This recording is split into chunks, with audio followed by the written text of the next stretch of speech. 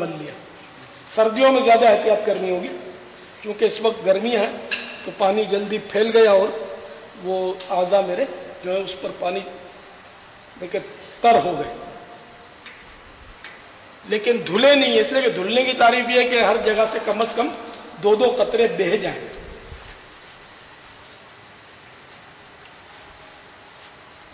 یہ پاؤں کو میں تر کر رہا ہوں، مستحب ہے کہ پانی چپڑ رہا ہوں اس پر، اور پاؤں تو ٹخنوں تک دھونے ہوتے ہیں، لیکن آدھی پنڈلی تک میں تر کروں گا، اس لیے کہ آدھی پنڈلی تک دھونا مستحب ہے۔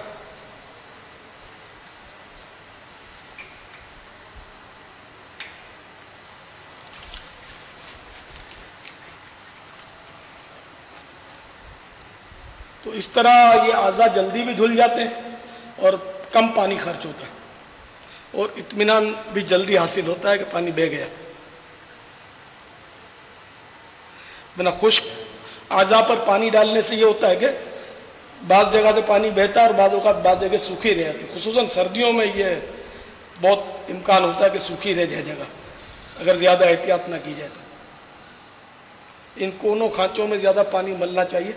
اور یہ جو انگلیوں کے جوڑ جہاں ہوتے ہیں نا، یہ سردیوں میں خاص کر خشک ہو جاتے ہیں، تو ان میں پانی اگر آپ تھوڑا ہاتھ ملتے رہیں گے نا تو پانی جلدی ان میں بیٹھ جائے گا اور نرم کر دے گا جگہ کو، دھونا آسان ہو جائے گا۔ یہ ایڑی کے اوپری حصے میں بھی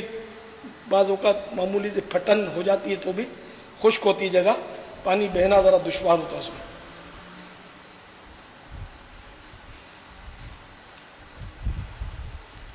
شاید آپ کو یہ لگے گا تو بہت دیر لگے گی، تو میں نے تو آپ کو بتانے کے لیے دیر لگائی، ورنہ وہ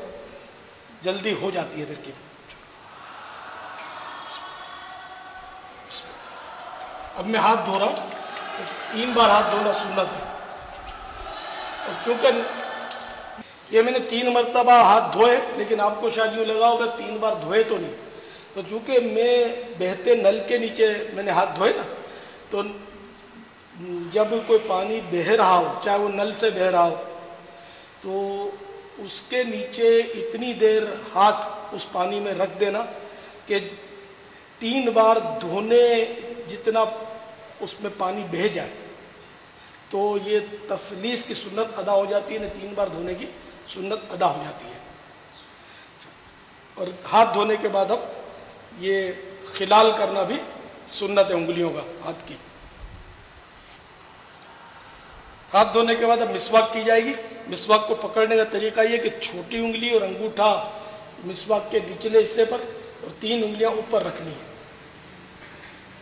اور مسواک کا ریشہ ایک طرف ہو، دونوں طرف نہیں بنانا، اور چنگلیاں یعنی چھوٹی انگلی کی موٹائی کی مسواک ہو، ایک بالش سے بڑی نہیں ہونی چاہیے کہ ایک بالش سے بڑی ہو تو شیطان اس پر بیٹھتا ہے، ایک بالش سے چھوٹی میں حرج نہیں ہے، مگر اتنی چھوٹی بھی نہ ہو کہ سنت کے مطابق پکڑ میں نہ آ سکے۔ مٹھی باندھ کر مسواک نہیں کرنی چاہیے کہ اس سے بواسیر ہو جانے کا اندیشہ ہے۔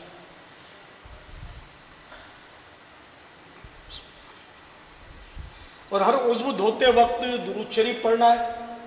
اور بہتر یہ کہ ساتھ میں یا قادرو بھی کہہ لیں تو انشاءاللہ کوئی اغوا نہیں کر سکے گا۔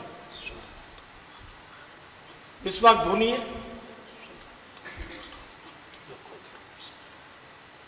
پہلے دانتوں میں اوپر کی طرف سیدھی طرف، پھر اوپر ہی الٹی طرف، پھر نیچے ہی سیدھی طرف، پھر نیچے الٹی طرف، تو اس طرح مانجھ کر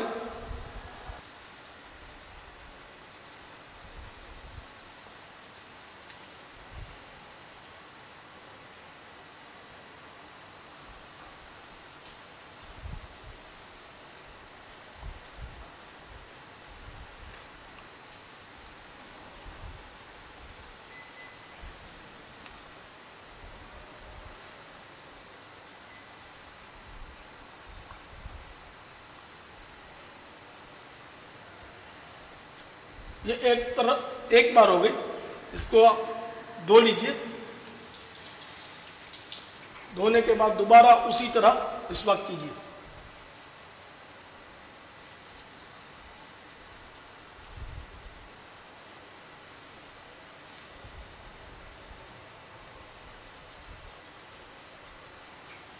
یہ 2 بار ہو چکی ہے، اب تیسری بار کے لیے مسواک دھوئی جا رہی ہے۔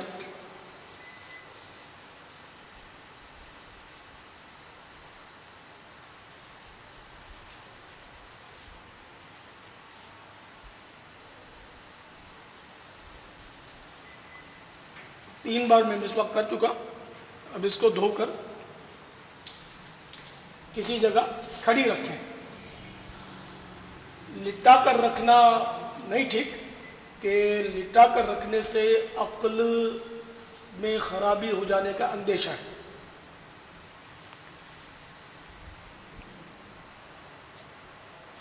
یہ میں نے اپنی جیب میں مسواک کو کھڑی کر دی۔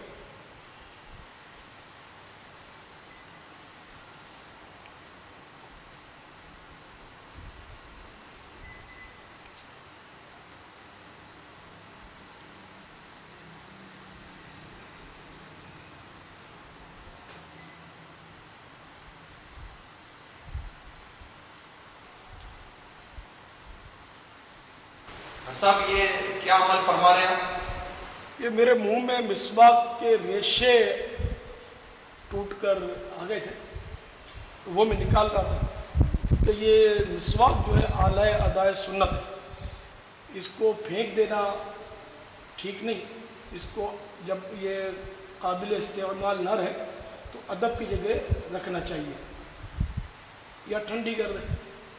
یا دفن کر دیں۔ تو یہ ریشے بھی چونکہ اعلی ادائے سنت کے ہی اجزاء ہیں، تو کلی میں بہانے کو جی نہیں چاہتا کہ یہ بہنے کے بعد پھر یہ ظاہر ہے کہ ادب کی جگہ تو جانے سے رہی۔ ہاں اگر نہر پر یا سمندر پر وضو کر رہے ہو مسواک کے ریشے وہ بہا دیے تو الگ بات ہے، تو اس لیے میں نے ادب کو جیب میں ڈال دیا ریشوں میں نے گھر میں اپنے ایک چھلنی رکھی ہے، وہ مسواک کرنے کے بعد کوشش کرتا ہوں کہ چھلنی میں کلی کر لیتا ہوں، تو ریشے بآسانی وہ چھلنی میں بیٹھ جاتے ہیں۔ لیکن اس وقت تو میں وضو خانے پر ہوں، چھلنی میرے پاس موجود نہیں، اور ہر ایک چھلنی رکھ نہیں سکتا کہ اس میں ظاہر ہے کہ حرج جیسی بات ہے۔ تو یہ مسواک کے ریشے اگر نہیں بھی چنے تو کوئی گناہ نہیں ہے، بس یہ ادب کی بات ہے۔ اور میرے آقا اعلیٰ حضرت جو عاشقوں کے بھی امام ہیں وہ فرماتے ہیں ہم عشق کے بندے ہیں کیوں بات بڑھائی۔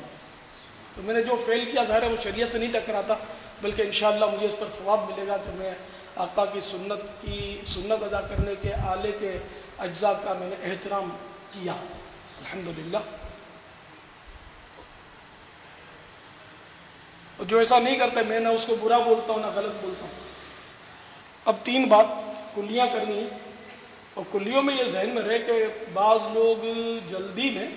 تھوڑا سا پانی لیتے ہیں اور پچ کر کے ڈال دیتے ہیں، تو یوں کلی نہیں ہوتی۔ کلی میں کہ منہ کے تمام کل پرزوں میں، دانت کی تمام کھڑکیوں میں، دانت کے جو 2 دانتوں میں سوراخ ہوتے ہیں گیپ جس کو بولتے ہیں، ان سب میں پانی پہنچ جائے۔ کیا ہی بہتر ہوتا کہ جو عوامی اغلاط ہیں